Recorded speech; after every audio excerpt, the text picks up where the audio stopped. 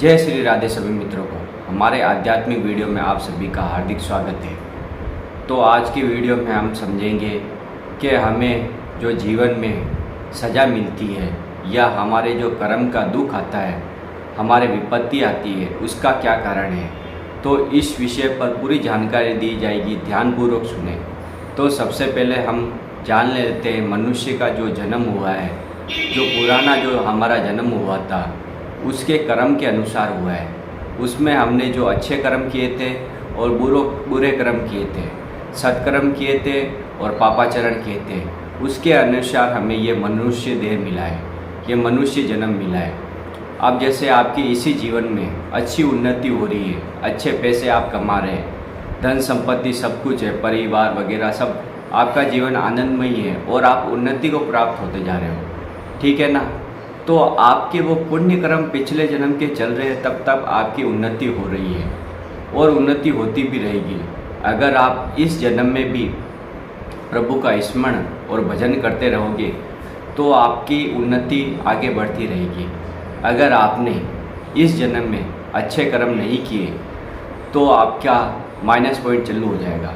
आपकी धीरे धीरे आध्यात्मिक ऊर्जा कम होने लगेगी, धीरे धीरे आपके सामने दुख आने लगेंगे, आपके सामने समस्याएं आने लगेगी, क्योंकि बिना भजन के आपका जीवन कोई काम का नहीं है। बिना भजन के आपको अशांति मिलेगी, मन शांत नहीं होगा। अब आप समझिए, जैसे आपके पुराने कर्म आए और आप इस जन्म में भी, आप हर व्यक्ति देख सकता है उसने इस जन्म में कितने पाप किए हैं। हमने एक ही गलती को 1000 बार किया है, क्या उसकी सज़ा हमें मिली है? नहीं मिली। तो भगवान कह रहे अवश्य में भोक्तव्यम कर्तम कर्म शुभाशुभम, आपको हर कर्म का परिणाम भुगतना पड़ेगा। जैसे हमने पिछले जन्म में कोई गलत कार्य किया तो उसका भयंकर परिणाम आता है कि हमें कोई दुख मिलता है या कोई बीमारी लगती है तो वो भोगना पड़ता है। तो इससे बचने का क्या उपाय है कि हम कर्म जो बंधन में बंध रहे हैं अनंत जन्मों से, उससे पार कैसा जाए, जो हमारा मनुष्य जीवन सार्थक हो जाए तथा ये शुभ और अशुभ कर्म हमें बार बार बांधते और जन्म मरण के चक्कर में फंसाते हैं। तो इससे बचने का उपाय क्या है? अगर आप इसी जन्म में भजन कर लेते हैं तो आपके जो पुराने करोड़ों जन्मों के संचित कर्म हैं उन्हें आप भस्म कर दोगे, ख़त्म कर दोगे। और उसके बाद में आपके जो पुराने जन्म का प्रारब्ध है, जो आपने अच्छे और बुरे कर्म दोनों, पापाचरण और सत्कर्म दोनों किए हैं, उन दोनों को आपको इस जन्म में भोगने की क्षमता मिल जाएगी। दुख तो आएगा, आपके तकलीफ आएगी, शरीर में कुछ भी हो सकता है, लेकिन आपको जो भी बीमारी आए, जो भी दुख आए, वो आप आराम से प्रभु का स्मरण करते हुए उसे सहन कीजिए। तो आप इस जन्म में सहन कर लेंगे और भजन भी करेंगे, दोनों चीज़ करेंगे, तो आपका जो ये जन्म में जो आप ये क्रियमाण कर्म कर रहे हैं वही आपको संसार सागर से पार ले जाएगा तथा जीवन में आपको उन्नति मिलेगी, जीवन में आपका आनंद मिलेगा तथा इस लोक में और परलोक में आप दोनों जगह सुखी हो जाओगे। क्योंकि आदमी का सुख केवल भोग वासनाओं में, केवल अपनी कामनाओं में, अपनी इच्छाओं में, अपनी इंद्रियों पर संयम नहीं रखना तथा जो भी वस्तु हमारे सामने आई सांसारिक उसे भोग लिया, तो भोगों से कभी भी किसी को शांति नहीं मिली है। जब तक आप किसी वस्तुओं का त्याग नहीं करोगे आपको शांति नहीं मिलेगी। त्याग का मतलब बाहरी त्याग नहीं होता है, त्याग का मतलब आंतरिक त्याग होता है। जैसे आपके मन में कोई भी इच्छा हुई तो आप उसका निर्णय कीजिए, ये सही कर्म है या गलत कर्म है। मन में आपके हर व्यक्ति कोई भी कार्य करता है उससे पहले उसके मन में आ जाता है कि मैं ये करूँगा। तो आपको निर्णय यही करना है कि ये अच्छा कर्म है या बुरा कर्म है। बुरे कर्म को छोड़ दीजिए और अच्छा कर्म को करते जाइए और प्रभु का स्मरण करते जाइए। प्रभु का नाम जब स्मरण आप जब करेंगे तब आपकी बुद्धि शुद्ध होगी, मन पवित्र होगा, आपको शीतलता मिलेगी, आपको आनंद मिलेगा तथा आपके जो संसार की भोग वस्तुएं हैं वो सब आपको अच्छी नहीं लगेगी।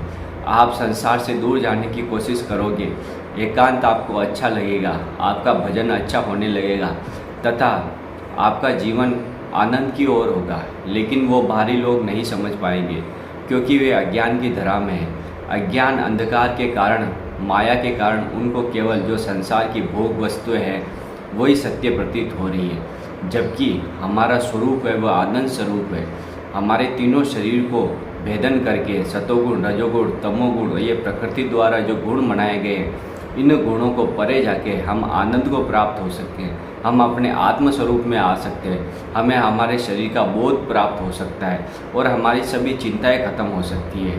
क्योंकि जब तक ये तीनों वृत्तियाँ सतोगुण आया, जब आपने दान पुण्य किया, गाय को रोटी दी या चारा दिया, भूखे को भोजन कराया, ऐसाई की मदद की, तो ये आपके सत्य-गुण चल रहे, प्रकृति द्वारा रचित, इसलिए अच्छे कार्य हो रहे। रजोगुण आएगा तब आपसे अच्छे कार्य भी होंगे, बुरे कार्य भी होंगे। तमोगुण जैसे वृत्ति आई तब आपके अंदर भयंकर ऐसा आ जाएगा कि आप गलती कार्य करेंगे। कि तमोगुण राक्षसी प्रवृत्ति का होता है, वह आपसे गलत कार्य करवाता है, इसलिए आपको अपने कर्मों की सज़ा भुगतनी पड़ती है। आपके अपने कर्म अच्छे बनाइए, जैसे इस जीवन में आनंद मिल सके और जन्म मरण के चक्कर से आपको छुटकारा मिल सकते हैं। क्योंकि जीवन में परम उद्देश्य यही है, भगवान को प्राप्त करके, उनके श्री चरणों की में जगह प्राप्त करके हम आनंद को प्राप्त हुए, ना कि सांसारिक भोग वस्तुओं के पीछे आके हम अपना समय बर्बाद करें। जो भी आपके इष्ट है, आराध्य है, राम कृष्ण हरि राधा शिव, जो भी आप उपासना कर रहे हो, उपासक है, तो निरंतर नाम का रटन करिए। जब भी आपको दिनचर्या में समय मिले तो राम राम राम राम राम, कृष्ण कृष्ण कृष्ण कृष्ण, हरि हरि हरि हरि, ये उच्चारण करिए। जिह्वा से आप नाम जप करेंगे, आपकी बुद्धि शुद्ध होगी, पवित्र होगा और आपका इस लोक में तो कल्याण होना ही है, परलोक में भी आपको ना काल की भी आपकी सामर्थ्य, काल भी आपको नहीं छू सकता। अगर आपके जिह्वा पे नाम है तो काल की भी सामर्थ्य नहीं होगी, वो आपको छू पाएगा, क्योंकि काल भगवान ही स्वयं है। अगर आप अच्छे कर्म करोगे तो भगवान स्वयं लेने आएंगे, बुरे कर्म करोगे तो काल के यमदूत, भयंकर दांतों वाले और भयंकर पीड़ा देने वाले यमदूत आपको कष्ट पहुंचाएंगे। इसलिए सावधान होकर भजन कीजिए, यही आपका परम उद्देश्य है। ये वीडियो आपको कैसा लगा? वीडियो को लाइक कर दें, कमेंट कर दें, शेयर कर दें और चैनल पर नए तो सब्सक्राइब जरूर कर दें, क्योंकि ऐसी आध्यात्मिक वीडियो हम आपके लिए लाते रहते हैं। राधा वल्लभ श्री हरिवंश।